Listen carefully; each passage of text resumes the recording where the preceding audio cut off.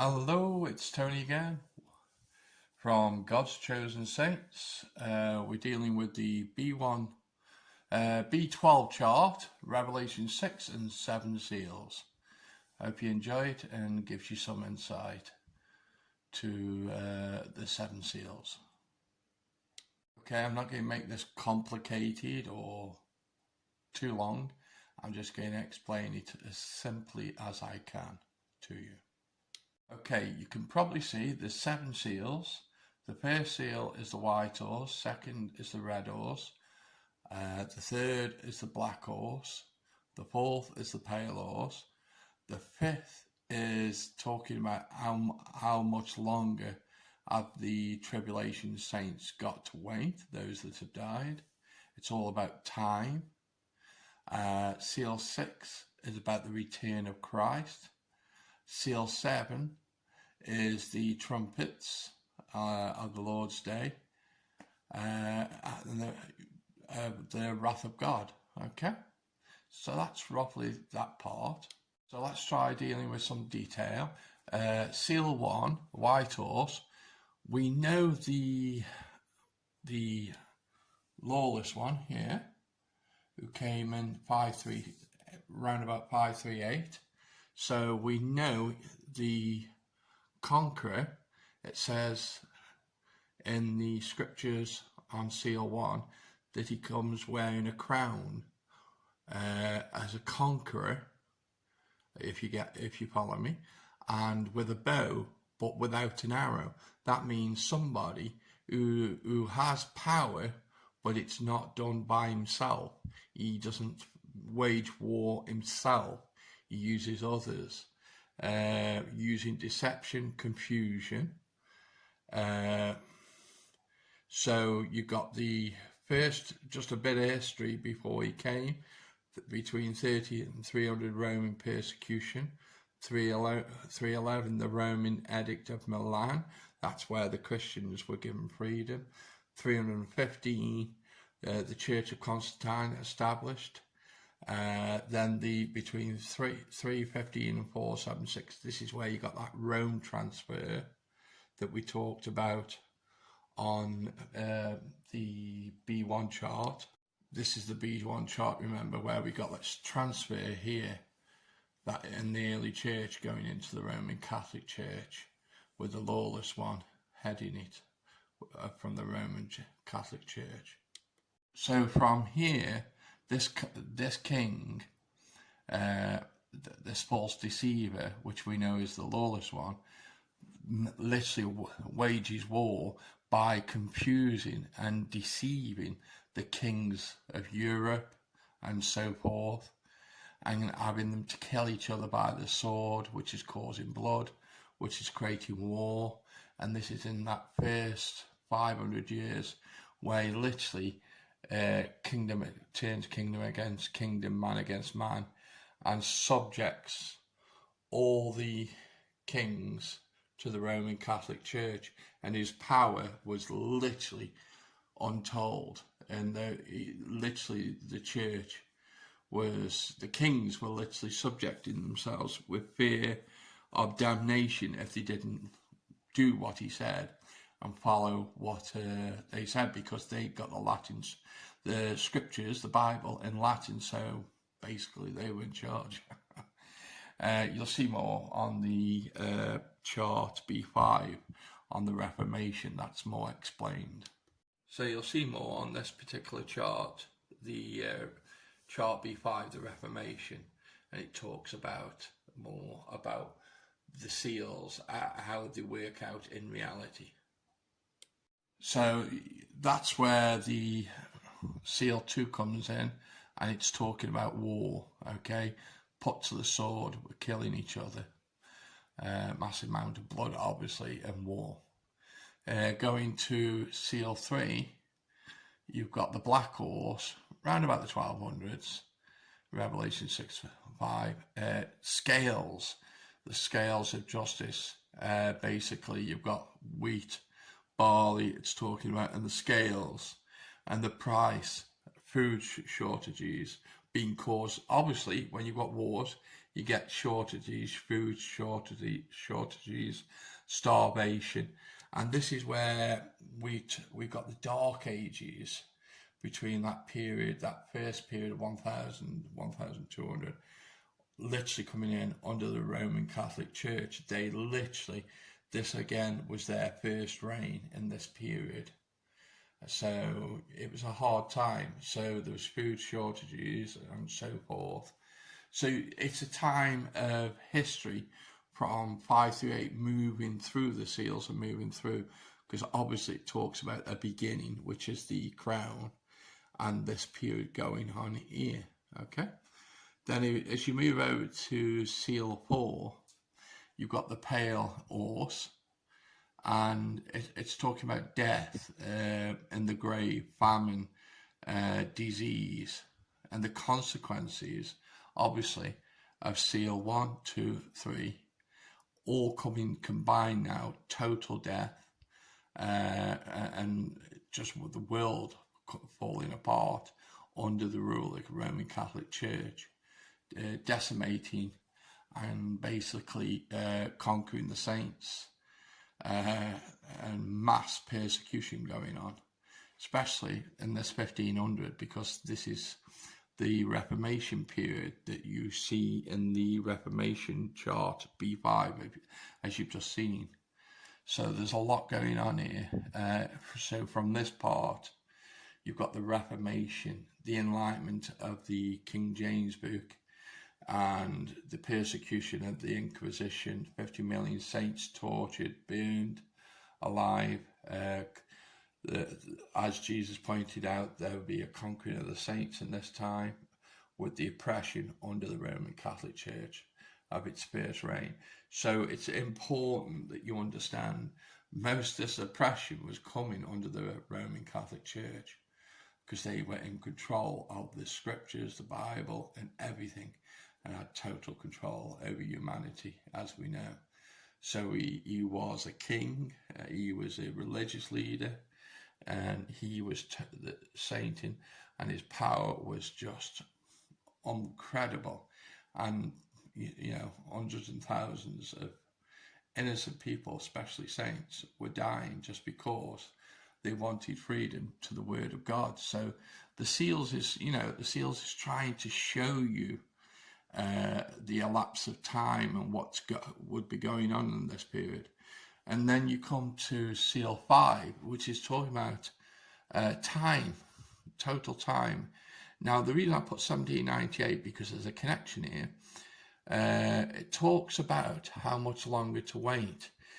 In Revelation 6, verse 9, which you can read it yourself up there, it talks, let's have a little look at it. It talks about, and when he had opened the 4th seal, I heard a voice of the 4th living creature saying, Come. And I looked, and behold, the pale horse, and his name on him was Death, and Hades followed with him, and the power was given unto them over the fourth part of the earth, to kill with the sword, hunger, death, and the beasts of the earth. You can see he's been given power, and the souls on the altar are crying out to Jesus, when are you going to take revenge for what he's done? When you're going to bring him to judgment? And Jesus basically turns around and says, just wait a little while till the final number of saints, of martyrs, are gathered together, because they were the first lot in this period. Then in the seal 6, you will actually see the final number of Gentiles who were persecuted in the latter times. This is the first reign, and that will take place in the second reign of the lawless man. Okay, so that sort of that makes sense. And this is dealing with this Inquisition area between the 1500s, 1798. As you remember in the chart B1, if you remember in the chart B1, we showed you there was a mortal wound. I saw one of the heads that was wounded to death, nearly dead, and wounded but was healed, and the whole world wounded after. So there was a break for 200 years by Napoleon, who took the Pope out of his throne for 200 years. And as you know, it was re-established between 1922-23. And this is the second reign of the Roman Catholic Church that takes us into Seal 6. Are you with me? So this is the Seal 6 area coming up now.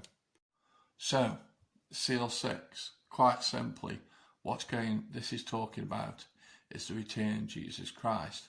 And it talks about the sun and the moon and an earthquake and the stars.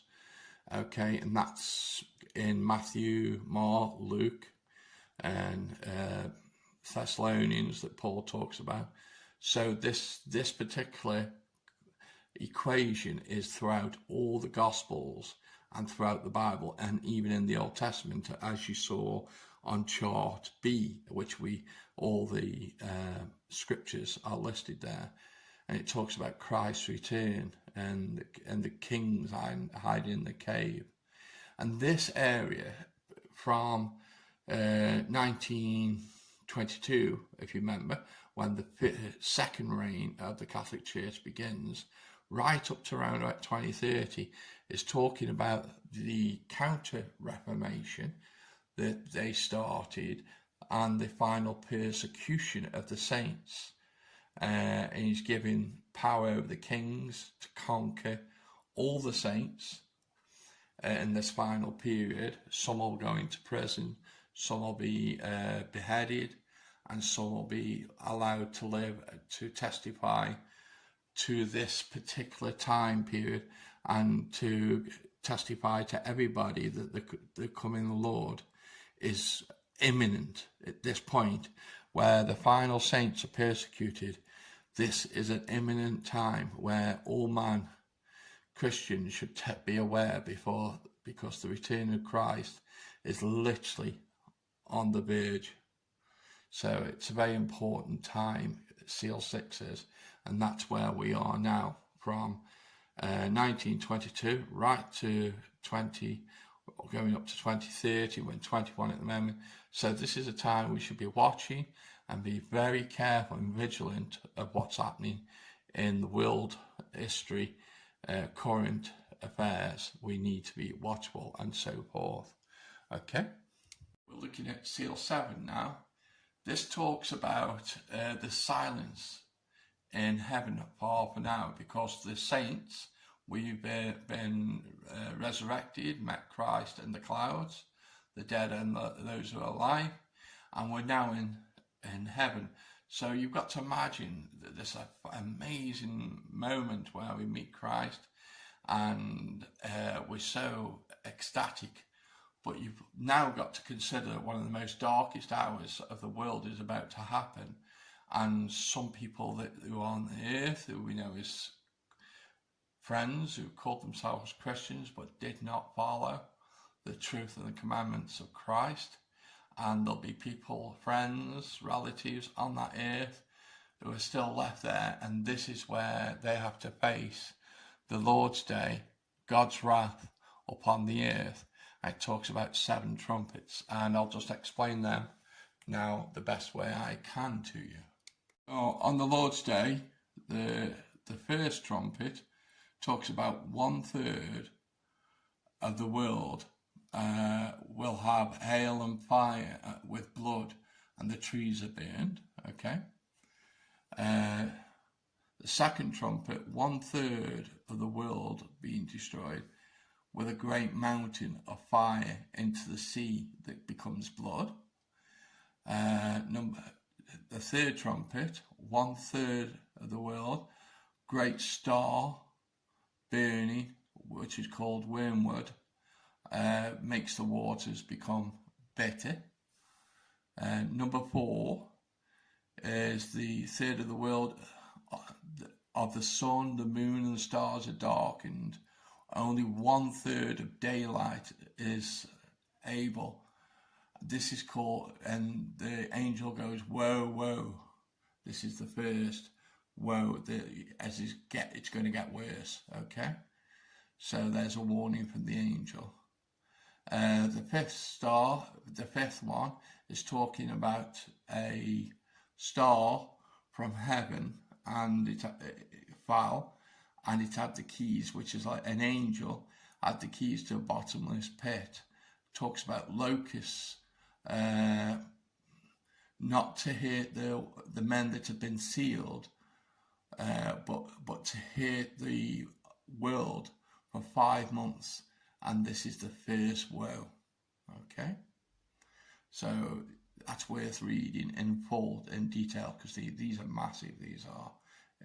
I'm just giving you a summary of them, so you've got some idea. So if we move on, number 6, you've got one third of men are slain as the 6th angel releases the 4 angels that are bound at the river of Euphrates for 1 hour, an army of 200 million that did not repent are gathered at this river. Okay. Well, we know number 7, the 7th angel, the trumpet is sounded, the 24 elders are worshipped, who are probably the 12 disciples and the 12 leaders of the tribes of Israel, because obviously they've been risen. So that's why I consider the elders, because these are after the effect of what I was taking on. So there will be obviously elders in heaven. It talks about the wrath and they're saying that the wrath has come, and the time of the dead is to be judged, and the reward of the saints. And the ark of the temple could be seen in the temple. Lightning, thunder, earthquake, great hail. So, it ends there, where you obviously see the worship of the elders and the angel saying that it's time for the second resurrection of the dead, and for the rest of man to be judged. Okay? I hope that helps with the 7 seals and gives you a breakdown and some idea of what you're reading in summary. So when you read the seals, you can sort of go, yeah, now I get the breakdown now. So take the time to read the 7 seals yourself. Play the chart B12 as much as you want, and I hope this has helped you a little bit. I'm no theologian. I'm just giving the breakdown of what you can read, what is actually there in the 7 seals. Okay, thanks very much for this one. See you again.